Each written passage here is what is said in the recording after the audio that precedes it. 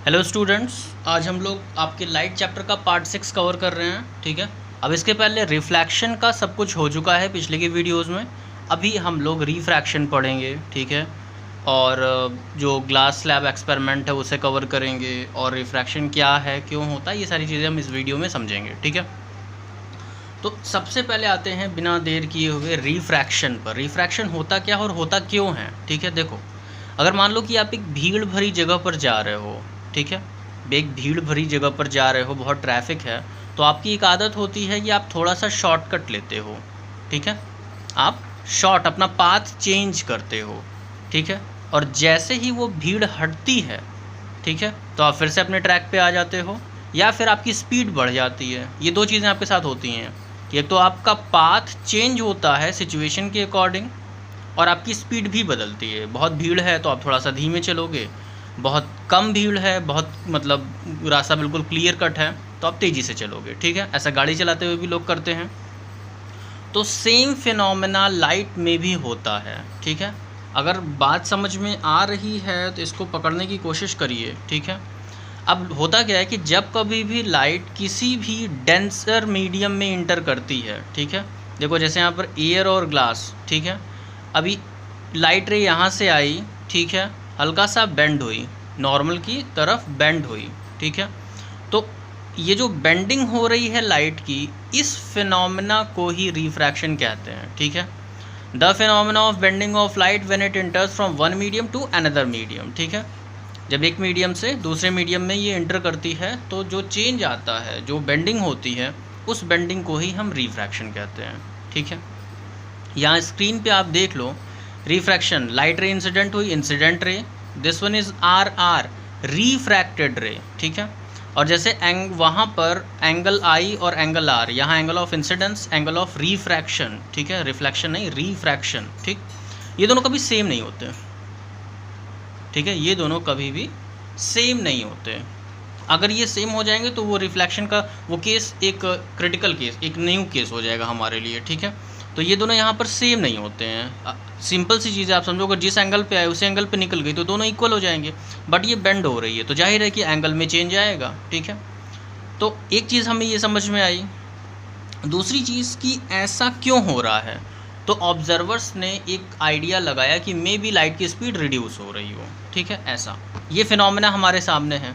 अब ये क्वेश्चन ये उठता है कि सर हमें कैसे पता चलेगा कि ये हो रहा है, रियल लाइफ में हमारे साथ कुछ हुआ होगा ऐसा जिस वजह से हमें लगा होगा ना कि लाइट अपना पाथ चेंज कर रही है, या स्पीड में रिडक्शन हो रहा है, या इंक्रीमेंट हो रहा है। ठीक, ऐसा क्या है, देखिए,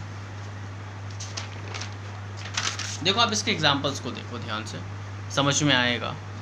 बहुत से बच्चे जब स्विमिंग पूल में जाते हैं एंटरटेनमेंट के लिए, एंजॉय करने के लिए, तो उन्हें जो पूल होता है थोड़ा सा शैलो दिखता है। ऐसा लगता है जैसे पूल बहुत क्या है, शैलो है। ठीक है, बहुत डीप नहीं है, बहुत गहरा नहीं है। ठीक, पहली चीज़। दूसरी चीज़ कि अगर आप किसी भी कॉइन को बकेट में रखो तो उसकी पोजीशन चेंज दिखती है, जिस जगह पर है वहाँ नहीं दिखता। या आप सिंपल सा एक्सपेरिमेंट कर सकते हो कि आप एक शीशे की ग्लास लो, ठीक है, उसमें पानी भर लो और उसमें एक पेन डाल दो, पेन रख दो। ठीक है, तो आपकी जो पेन होगी वो शिफ्टेड पोजीशन दिखेगी, एकदम स्ट्रेट पेन नहीं दिखेगी।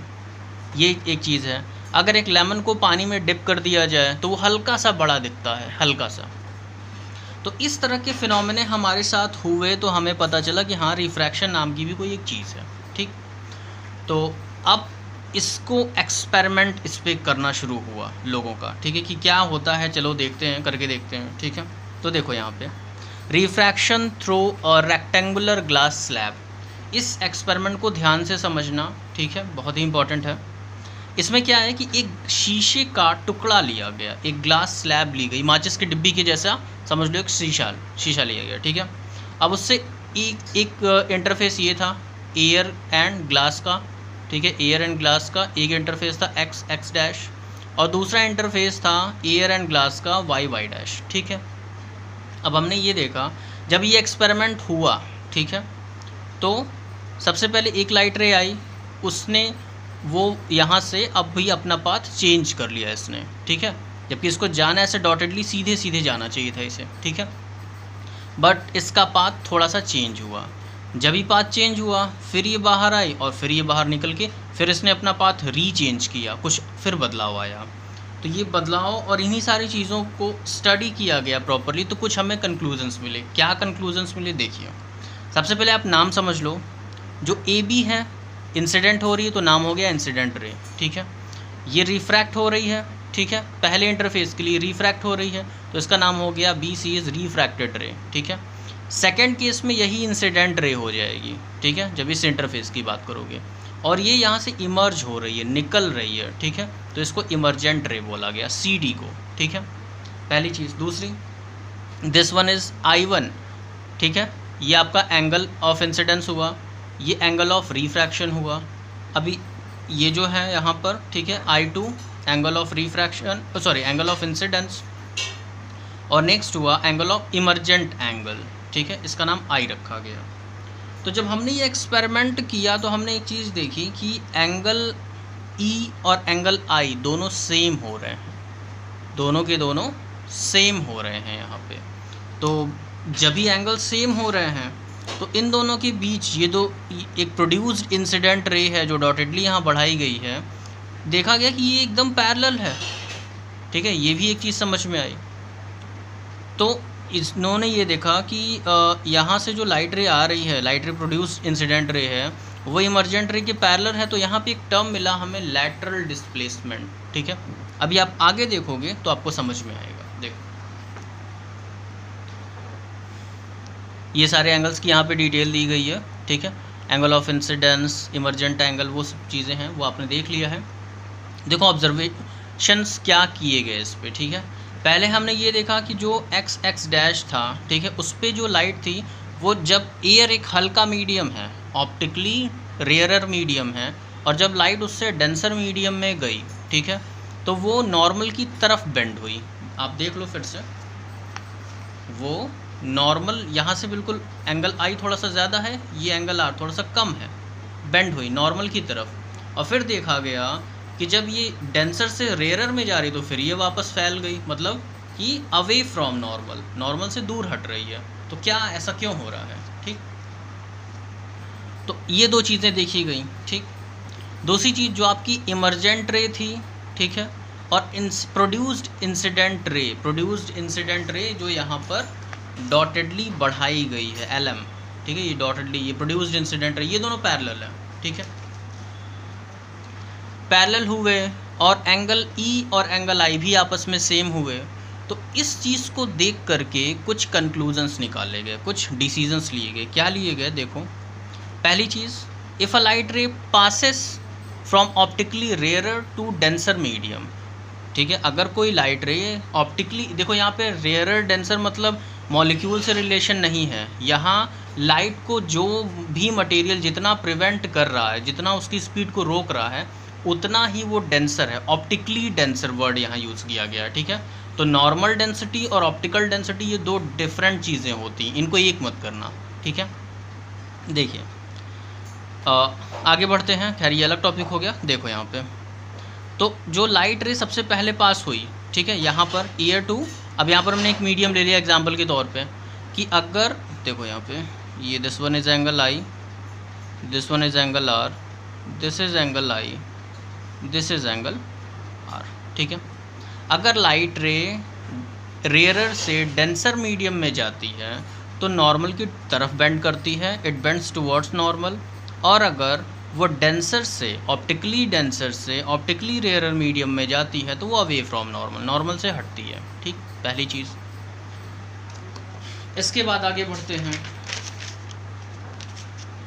देखो सेकंड चीज़ क्या यहाँ हमें समझ में आई, the phenomena of refraction is due to change in the speed of light from one medium to another, ठीक है।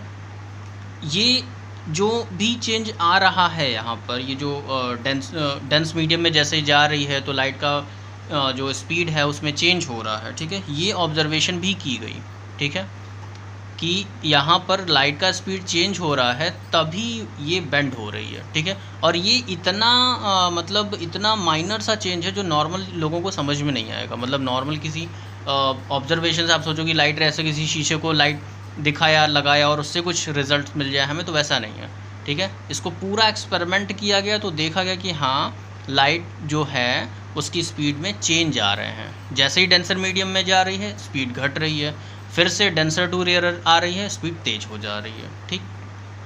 Next is when a light ray passes through the glass slab, then emergent ray is parallel to the incident produced ray forward but laterally displaced, ठीक है।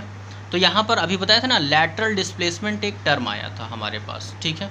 तो अगर आपसे कोई पूछता है कि lateral displacement क्या है, ठीक है, तो आप उससे बोलोगे कि वो फिनोमेना जिसमें लाइट रे जो इंसिडेंट हो रही है वो अपनी ही एंगल को फॉलो करे बट थोड़ा सा डिस्प्लेस हो जाए, इस फिनोमेना को लैटरल डिस्प्लेसमेंट कहते हैं, ठीक है। इस फिनोमेना को लैटरल डिस्प्लेसमेंट कहते हैं।